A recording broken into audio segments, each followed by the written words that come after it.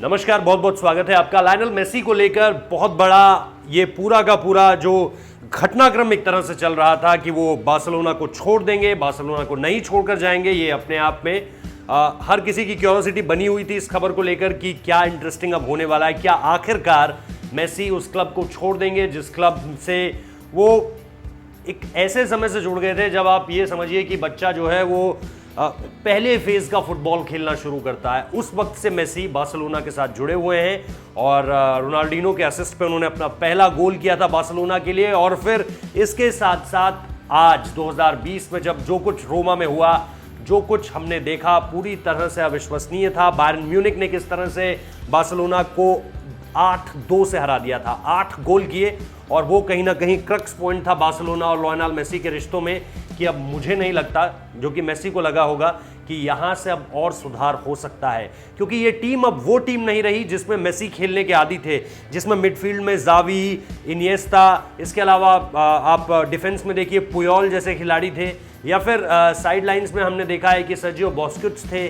और इसके अलावा जो लगातार एक ऐसी टीम जो कि टिकी टाका स्टाइल ऑफ फुटबॉल खेलती थी, मतलब वन टच पास खेलती थी, स्पेनिश टर्म में उसे टिकी टाका कहा जाता है। तो ये सारी की सारी चीज़ें जो है वो मेसी अब बहुत ज़्यादा मिस कर रहे थे।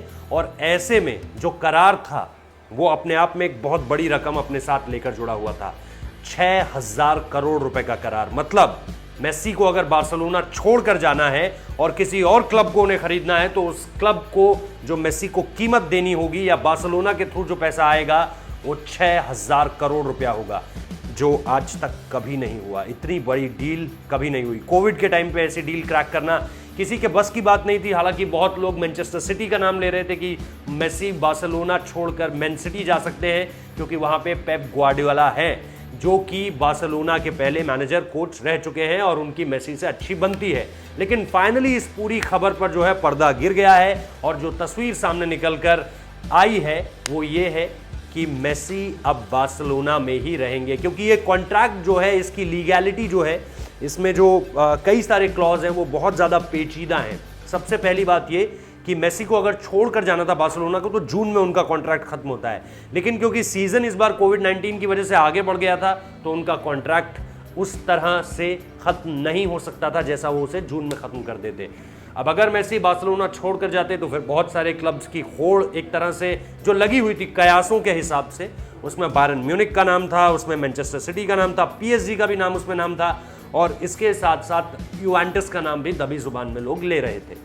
तो ये सारी की सारी चीज़ें हैं जो कि इस पूरे के पूरे घटनाक्रम को बहुत दिलचस्प बनाती हैं। कीमत 6,000 करोड़ अपने आप में बहुत बड़ी कीमत थी। उनके पिता भी आए, मेसी के पिता भी आए, लेकिन मेसी फिलहाल बार्सिलोना में रहेंगे। तो बार्सिलोना के फैंस के लिए अच्छी खबर है, मेसी के फैंस के लिए अच्छी खबर है कि वो बार्सिलोना में ही रहेंगे और बार्सिलोना के लिए ही आप उन्हें अगले सीजन में खेलते हुए देखते रहेंगे। बहुत बहुत शुक्रिया इस न्यूज़ के लिए।